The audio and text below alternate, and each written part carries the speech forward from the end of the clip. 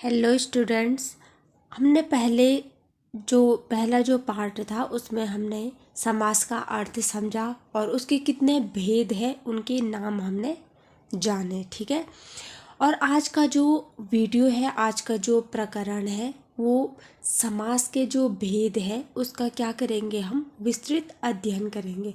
हम पहले ही पढ़ चुके हैं कि समास का अर्थ क्या होता है, संक्षेप होता है। ठीक है, छोटा रूप होता है।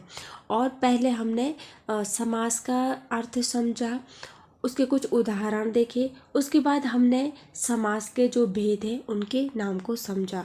वो क्या है, हमने संक्षेप में उसको समझा, छोटे रूप में। आज हम जो समास के जो भेद हैं उस पर विस्तृत चर्चा करेंगे। ठीक है। सबसे पहले है आपका अव्ययी भाव समास। ठीक है। अव्ययी भाव समास अवयव से मिलकर बनता है। ठीक है। अव्ययी भाव जो समास होता है वो क्या है, अवयव से मिलकर बनता है। अर्थात इसका क्या होता है, इसका प्रथम पद प्रधान होता है और दूसरा जो पद होता है वो क्या होता है, अप्रधान होता है। यानी कि जिस शब्द में हम इसे किस तरीके से समझेंगे, जिस शब्द में क्या होता है, उपसर्ग लगता है।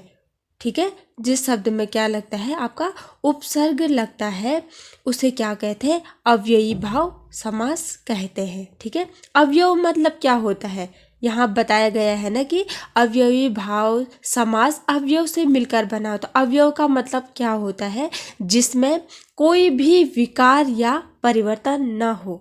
जिन शब्दों में लिंग, जाति, जो संज्ञा है, इसके आधार पर क्या होता है, विकार या परिवर्तन नहीं होता है, उन शब्दों को क्या कहते हैं, अव्ययी भाव समास कहते हैं।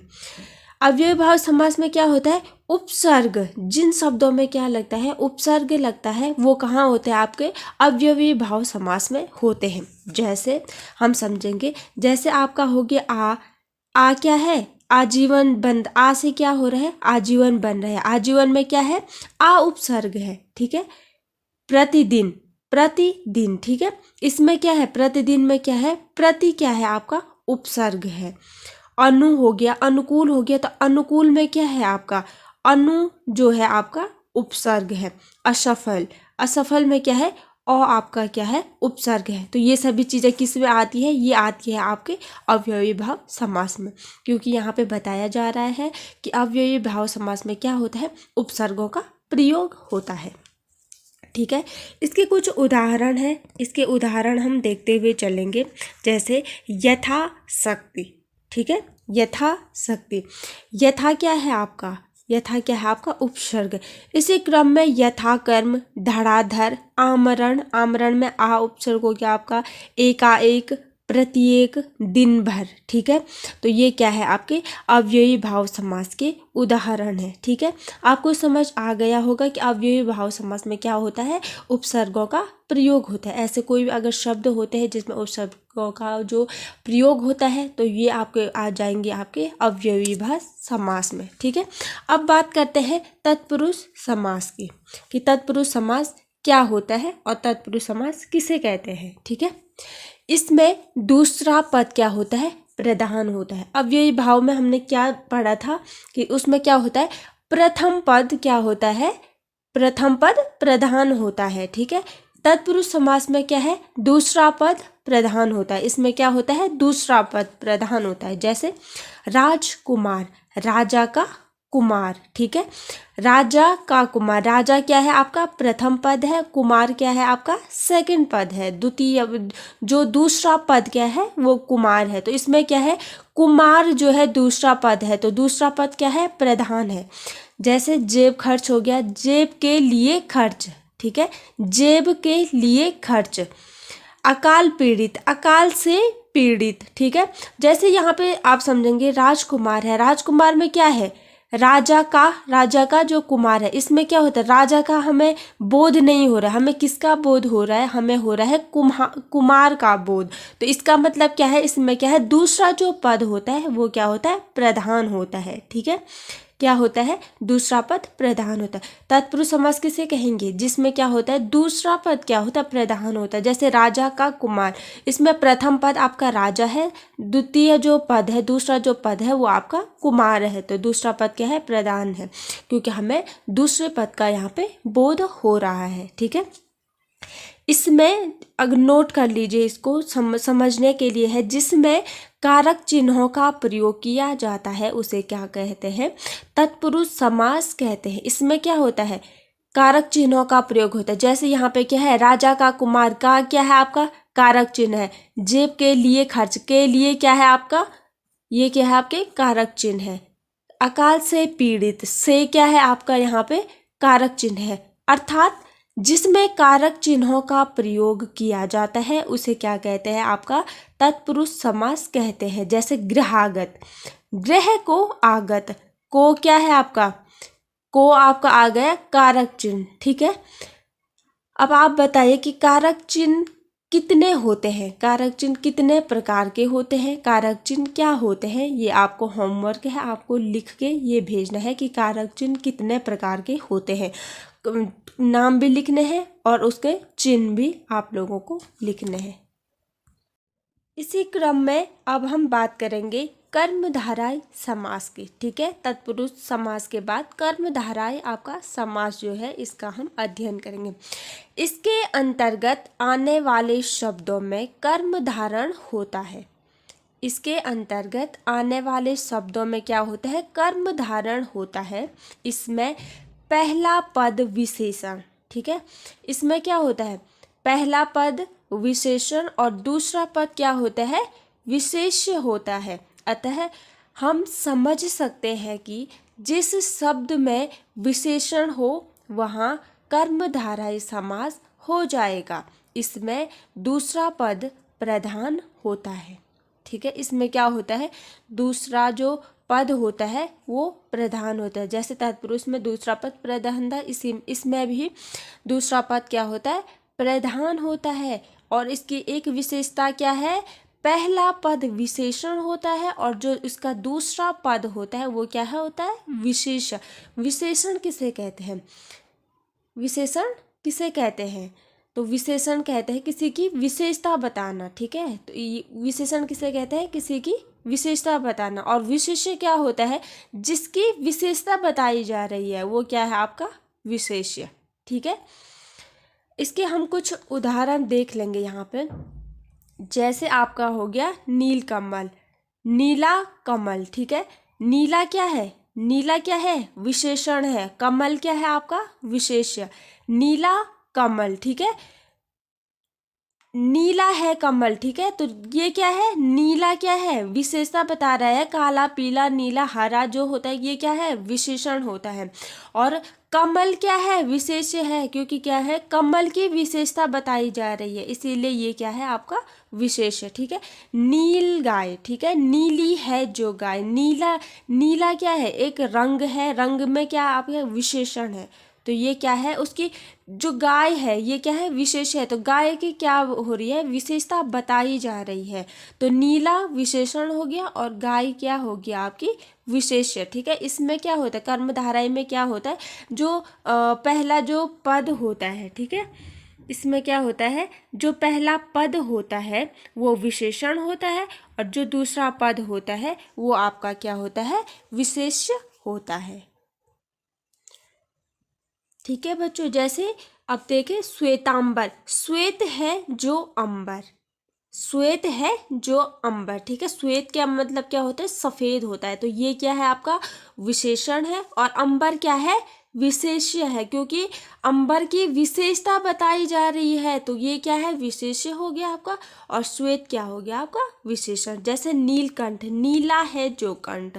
जैसे महाराजा, महान है जो राजा, राजा क्या है, राजा तो है, राजा क्या आपका विशेष्य हो गया, राजा क्या है, महान है, वो राजा तो है पर वो क्या है, महान है, तो महान क्या होगी आपकी विशेषता हो गई, तो ये आपका आ गया विशेषण और राजा हो गया आपका विशेषण। ठीक है, तो कर्मधारय में क्या होता है कि पहला जो पद होता है वो क्या होता है, विशेषण होता है, और दूसरा जो पद होता है वो क्या होता है, आपका विशेष्य होता है। ठीक है, अब हम बात करेंगे द्विगु समास की कि द्विगु समास क्या होता है। इसका पहला पद संख्यावाचक होता है। क्या होता है, ध्यान से सुनिए, इसका पहला पद क्या होता है, संख्यावाचक होता है। जिस समास में पहला पद संख्यावाचक विशेषण होता है तथा समस्त पद समूह का अर्थ देता है, उसे क्या कहते हैं, द्विगु समास कहते हैं। इसमें क्या होता है कि पहला पद क्या होता है कि संख्यावाचक विशेषण है, और जो समस्त जो पद है वो क्या है, एक समूह का अर्थ देता है। जैसे तिरंगा, तिरंगा में क्या है, 3 रंगों का समूह। क्या बताया है, पहला पद जो होता है वो संख्यावाचक होता है, और ये समस्त जो पद है इसमें क्या हो रहा है, समूह का अर्थ देता है, ये समूह का बोध कराता है। तो क्या हो गया, 3 रंगों का समूह। जिस कॉमन बात है, जिसमें संख्या आएगी वो आपका द्विगु समास में आ जाएगा। ठीक है, इसमें क्या होता है, समूह का बोध होता है। जैसे सप्ताह हो गया 7 दिनों का समूह, नवरत्न 9 रत्नों का समूह, सप्तऋषि का मतलब 7 ऋषियों का समूह। इसमें क्या हो रहा है, संख्या आ रही है, और संख्या के साथ साथ क्या हो रहा है, समूह का बोध हो रहा है। ठीक है, अब हम बात करेंगे बहुब्रीहि समास के कि बहुब्रीहि समास क्या होती है, बहुब्रीहि समास किसे कहते हैं। ठीक है, जिस समास में समास का कोई पद प्रधान न हो तथा समस्त पद किसी अन्य अर्थ का वाचक हो, उसे क्या कहेंगे, बहुब्रीहि समास कहेंगे। इसमें क्या होता है, कोई भी पद क्या होता है, प्रधान नहीं होता है। इसका मतलब क्या है, उदाहरण देखो और समझो। नीलकंठ, नीला है कंठ जिसका, शिव जी, नीला है कंठ जिसका, इसमें क्या होता है, तीसरा अर्थ निकला है। ठीक है, नीला है कंठ जिसका पहला पद, दूसरा पद, और यहाँ आ गया आपका अर्थ निकला तीसरा, मतलब बात किसकी हो रही है, शिव जी की। पीतांबर, पीला है अंबर जिसके। ठीक है, पीत मतलब क्या होता है, पीला होता है, अंबर का मतलब क्या होगा, वस्त्र। ठीक है, तो किसके होते हैं पीले वस्त्र, तो ये होते हैं आपके श्री कृष्ण के। 2 पद है, उनको छोड़ के क्या हो गया, तीसरा पद यहाँ पे बना है, तीसरे पद की ओर संकेत किया जा रहा है। तो तीसरा पद क्या हो गया आपका, श्री कृष्ण।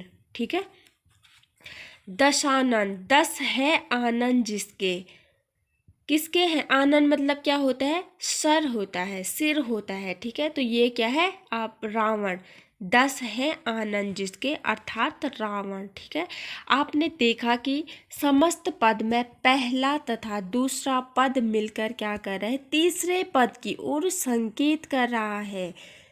यहाँ तीसरा पद क्या होता है, प्रधान होता है, पहला पद नहीं होता है, दूसरा पद नहीं होता है, यहाँ पे होता है तीसरा पद प्रधान होता है।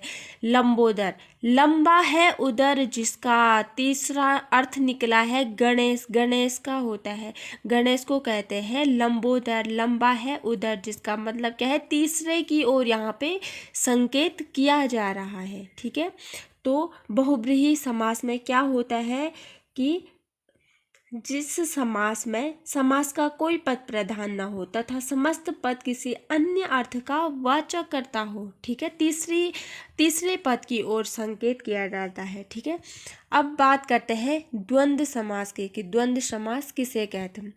जिस समस्त पद के दोनों पद प्रधान होते हैं, जिस समस्त पद के दोनों पद क्या होते हैं, प्रधान होते हैं तथा विग्रह करने पर और तथा अथवा या या आदि क्या होते हैं, योजक शब्द। ये क्या है, योजक शब्द है। और तथा, अथवा, या ये क्या है, योजक शब्द होते हैं। तो क्या होता है, जिस समस्त पद के दोनों पद क्या होते हैं, प्रधान होते हैं तथा विग्रह करने पर, ठीक है, विग्रह करने पर और तथा, अथवा, या आदि जो योजक शब्द लगते हैं उसे क्या कहते हैं, द्वंद्व समास कहते हैं। जैसे दिन रात है, दिन और रात ये लगे आपका योजक शब्द, ठीक है, यहाँ पे लगे आपका योजक शब्द। दोनों पद प्रधान है, इसमें दिन भी हो गया, रात भी हो गई, दोनों पद क्या है, प्रधान है। लेकिन इनका जब विग्रह किया जाता है तो इसमें क्या होता है, योजक शब्दों का प्रयोग किया जाता है। और हो गया ऊंचा नीचा, ऊंचा या नीचा, ठीक है, भला बुरा, भला या बुरा, माता पिता, माता और पिता, दिन रात, दिन और रात, इसमें क्या हो गया, योजक शब्दों का प्रयोग है। और या और ये क्या है, आपके योजक शब्द है। तो द्वंद्व समास में क्या होता है, दोनों पद क्या होते हैं, प्रधान होते हैं। दिन रात दोनों जो पद है वो क्या है, प्रधान है, ठीक है। इसमें क्या है, जब विग्रह किया जाता है तब क्या होता है, योजक शब्दों का प्रयोग किया जाता है। तो द्वंद्व शब्द में क्या होता है, दोनों जो पद होते हैं वो क्या होते हैं, प्रधान होते हैं, ठीक है। Thank you.